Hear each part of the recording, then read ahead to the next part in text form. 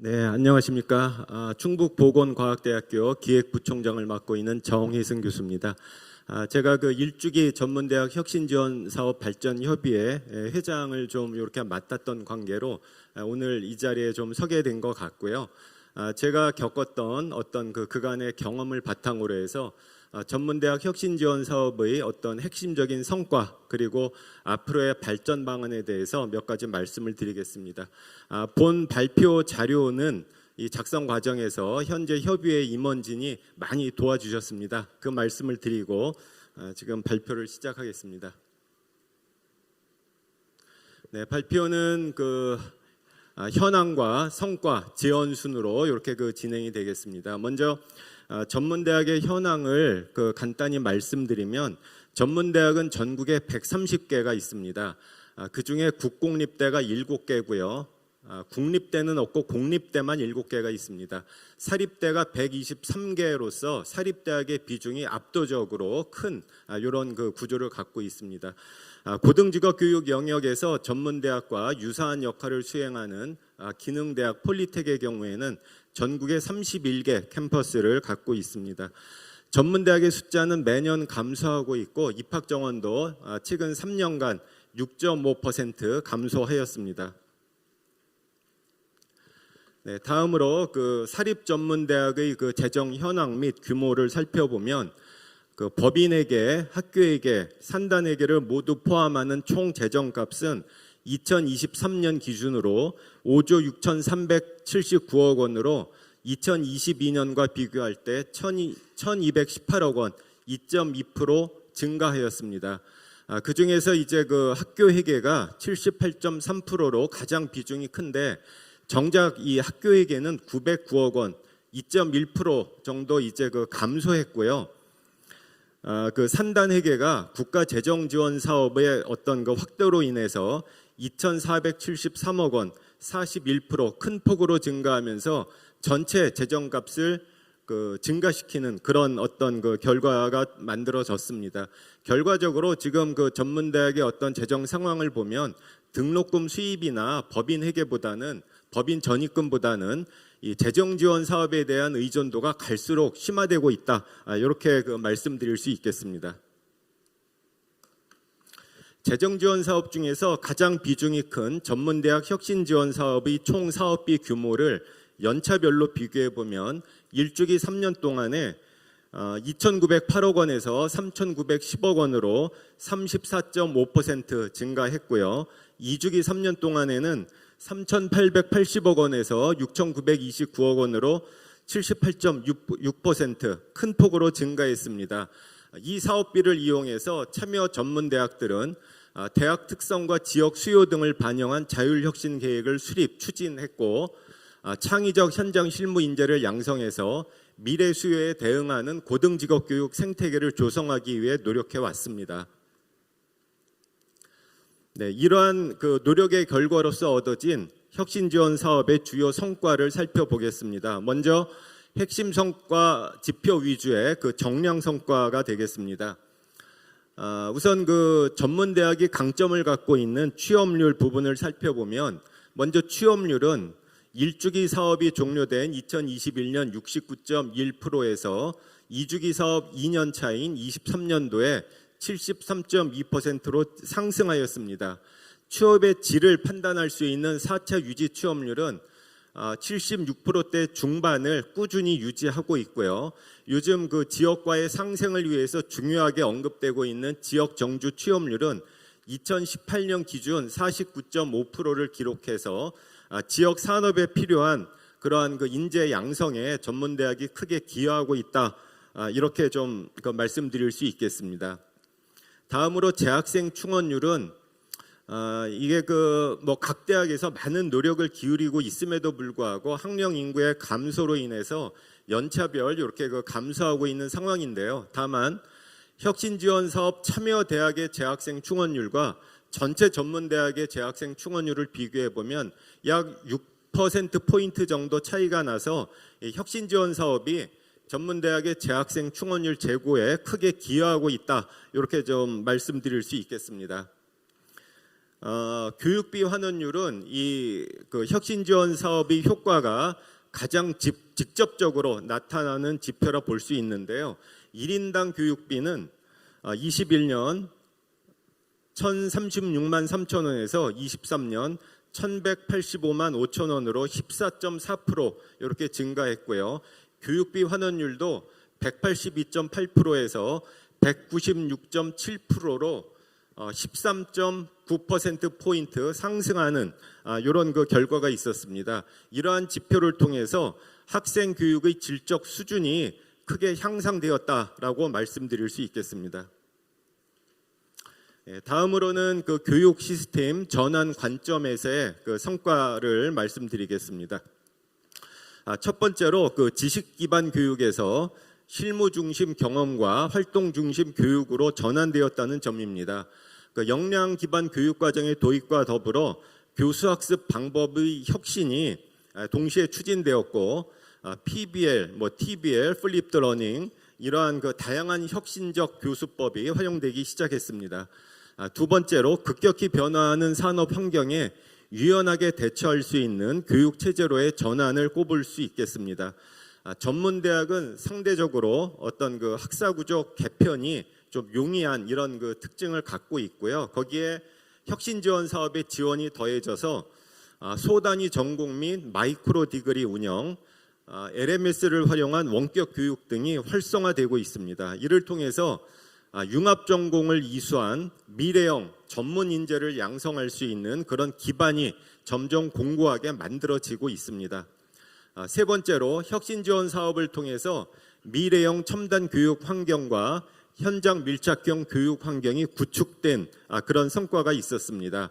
특히 급격한 기술 변화와 사회 변화에 부응하기 위해서 AI에 대응하기 위한 어떤 그 교육 환경, 그리고 요즘 각 대학에서 그 도입하고 있는 VR, AR, MR 교육 환경을 구축해서 직접 보유하기 어려운 고가의 실습 기자재나 접근하기 어려운 어떤 그 산업 현장에서 실습 교육을 받는 그러한 그 효과를 누릴 수 있게 되었습니다.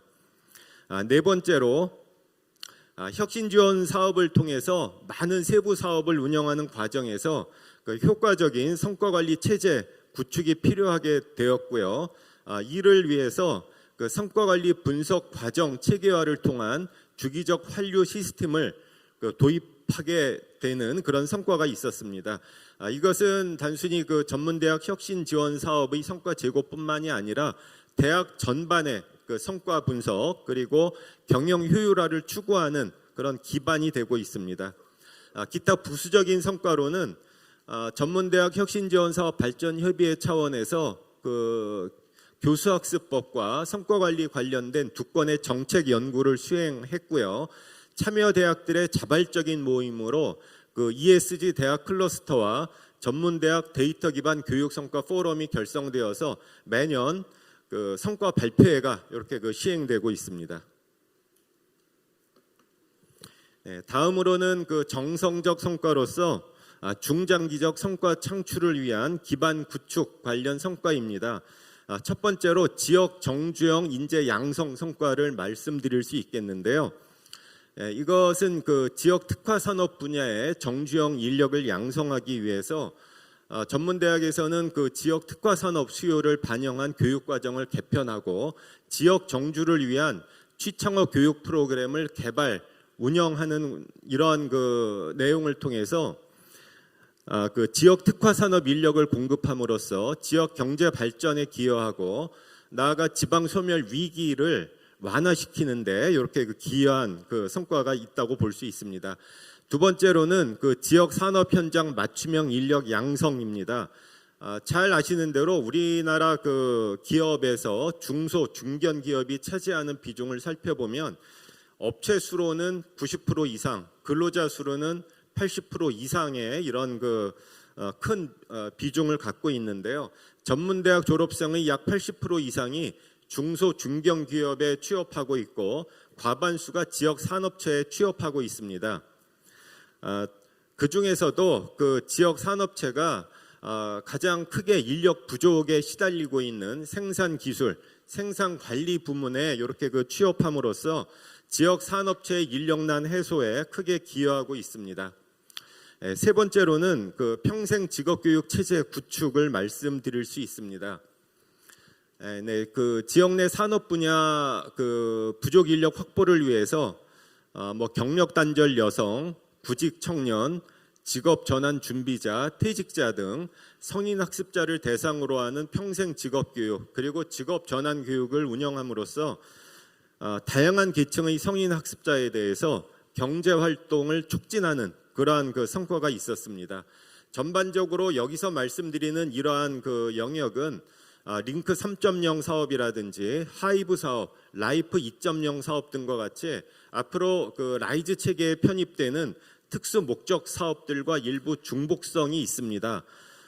그런데 이제 앞으로 전문대학이 지역 발전에 기여하면서 한편으로 독자적인 특성화를 지속적으로 추진하기 위해서는 혁신지원 사업의 역할과 기능을 일부 좀 재정립해서 앞에서 열거한 사업들과 차별화하면서도 연계할 수 있는 방안을 도출해서 상호 시너지 효과를 창출할 필요가 있다, 이렇게 말씀드리겠습니다.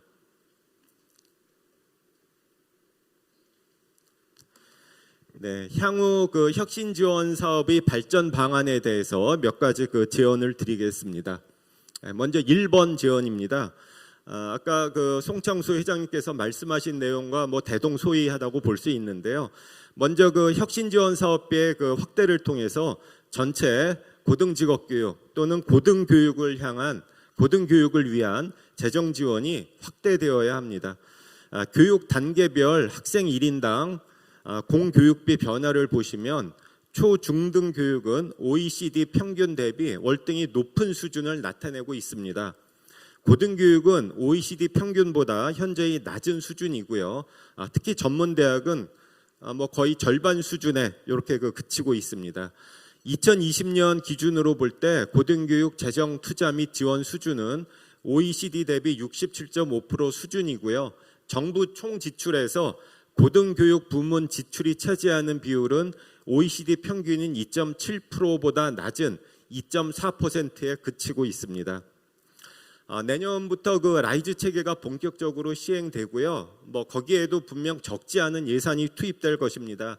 하지만 라이즈 체계에 속하는 세부 사업들은 분야별 특수 목적에 따른 이런 성과 창출을 지향해야 되고요.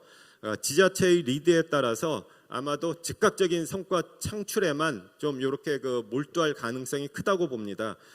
거기에 비해서 혁신 지원 사업은 대학별 중장기 발전 계획에 기반한 자율혁신 계획을 바탕으로 해서 대학의 기본적인 교육 경쟁력 강화 그리고 전반적인 역량 강화를 목표로 하고 있습니다. 따라서 첫 번째로 안정적인 교육 환경 유지 그리고 혁신을 지속하기 위해서 재정 지원이 강화되어야 합니다. 이 부분은 교육 환경 개선, 실험 실습비 증대 그리고 우수한 교수진 확보를 위한 필수 요건이다. 이렇게 말씀드릴 수 있겠고요. 두 번째로 혁신 지원 사업은 말 그대로 일반 재정 지원 사업입니다. 현재 인건비가 25%, 일반 경비가 10% 이렇게 경상경비 지원율이 제한되어 있는데요. 이 부분을 대폭 확대할 필요가 있겠습니다. 지금 전문대학의 재정 여건이 매우 열악한 가운데서도 매년 큰 폭의 물가 상승과 임금 인상 등으로 인해서 지금 일반 대학도 마찬가지일 거라고 생각이 되고요. 재정 상황이 거의 한계 상황에 이렇게 도달하고 있는데 이 경상경비 지원 비율 확대는 한계 상황을 극복하는 데 큰 도움이 될 것이다라고 믿고 있습니다. 세 번째로 사업기간 확대를 통한 연속성과 전문성 강화가 필요하다라는 말씀을 드립니다. 1, 2주기 혁신지원 사업이 각 3년짜리 사업으로 설계되었는데요. 자율혁신 계획을 바탕으로 해서 정말 의미 있는 이런 성과를 만들어내기 위해서는 좀 더 긴 흐름으로 사업을 설계하고 수행해 나갈 필요가 있겠습니다. 2번 지원입니다. 아마 일반 대학하고는 조금 거리가 있는 내용일 것 같고요. 저희 전문 대학에 좀 국한되는 내용일 것 같습니다. 이 그 고등직업 교육을 담당하는 기관 간의 협업 강화가 필요하고, 이를 위해서는 현재의 비대칭적인 행재정 지원이 해소되어야 한다는 점을 말씀드리겠습니다. 현재 교육부 산하의 전문대학과 그 고용노동부 산하의 폴리텍이 고등직업교육의 영역에서 상당히 유사한 역할을 분명 수행하고 있습니다. 그런데 폴리텍이 고용보험기금을 통해서 안정적이고 그 예측 가능한 이런 그 재정 지원을 받고 있는 반면에 사립대학 중심의 전문대학은 그때그때 사업이 되느냐 안 되느냐, 사업비가 얼마가 나오느냐, 여기에 따라서 일부 재정을 지원받고 있고 앞으로의 어떤 그 지속 가능성을 담보할 수 없는 이런 상황에 놓여 있습니다. 또한 급격한 학령 인구 감소로 인해서 일반 대학과 전문대학이 대규모 그 정원 감축이 이루어지고 있는 데 비해서 오히려 폴리텍은 신설 캠퍼스가 만들어지고 있는 상황이고, 이러한 그 정부 부처 간의 정책 엇박자로 인해서 정원 감축의 압박이 전문대학에 더 큰 폭으로 가중되고 있는 그런 그 상황입니다. 이러한 차별적이고 좀 불합리한 현상은 개선되어야 마땅하다라고 좀 말씀드리겠고요.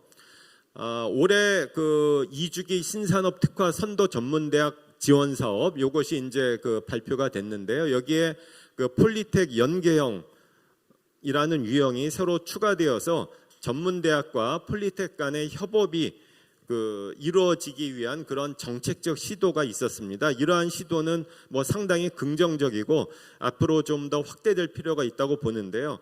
다만 이 전문대학과 폴리텍 간의 그 차별적이고도 비대칭적인 그 지원이 해소되어야 된다는 점을 이제 전제 사항으로 말씀드리고, 정부 부처 간 협업을 전제로 해서 고등직업교육 발전을 위한 재정 지원이 지속적으로 확대되어야 되고, 향후 그 뭐 어쩔 수 없이 불가피한 정원 감축이 있을 때 뭐 거기에 따른 적정 규모와 사업비도 정말 대학이 체감할 수 있는 수준으로 대폭 확대될 필요가 있다는 말씀을 드리겠습니다.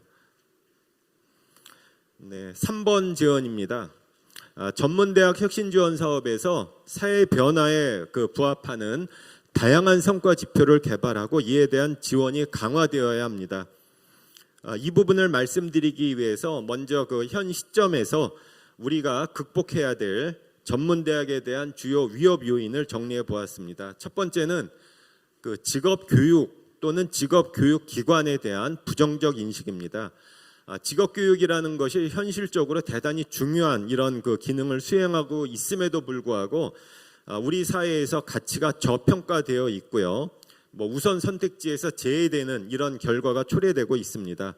이러한 사회적 인식을 뭐 단기간에 극복한다는 것이 쉬운 일은 아니겠지만, 우선 그 해소하기 위한 방안으로 직업계 고등학교와의 그 연계 교육을 강화하고 결국 이 고교 전문대학 통합교육 과정을 확대하고 학생 개개인의 그 적성에 맞는 진로 설정에 대해서 좀 그 지원 확대가 필요하다, 이런 부분을 말씀드리는 거고요.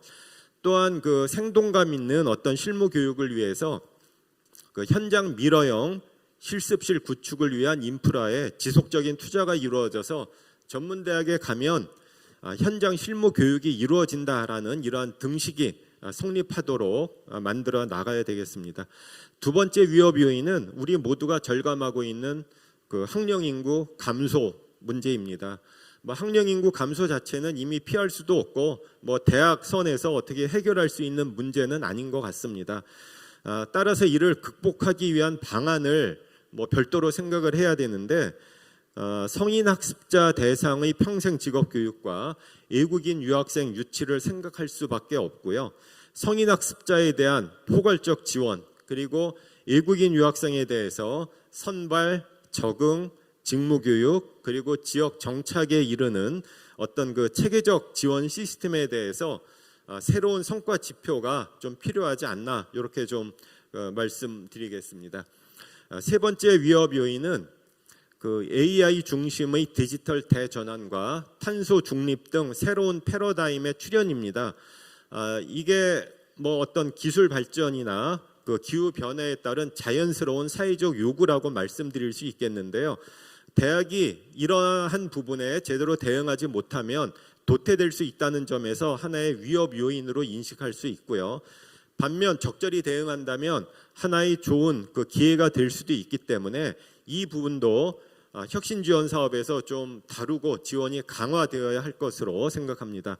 먼저 그 기술 변화에 대해서는 전공학과 직무와 함께 융합 전공 직무를 익힐 수 있는 유연 학사 제도를 실질적으로 운영할 수 있도록 지원하고, 많은 대학에서 유연 학사 제도 정말 그 반복적으로 이렇게 그 제도 개선하고 하고 있는 것 같은데 과연 실질적인 성과가 있느냐, 실질적인 융합 전공이 이루어지고 있느냐에 대해서는 아직은 만족스럽지 못한 것 같습니다. 그래서 이런 부분에 대해서 실질적으로 운영할 수 있도록 좀 지원을 하고요. 여기에 대한 어떤 성과를 평가하는 것이 좀 필요할 것 같습니다.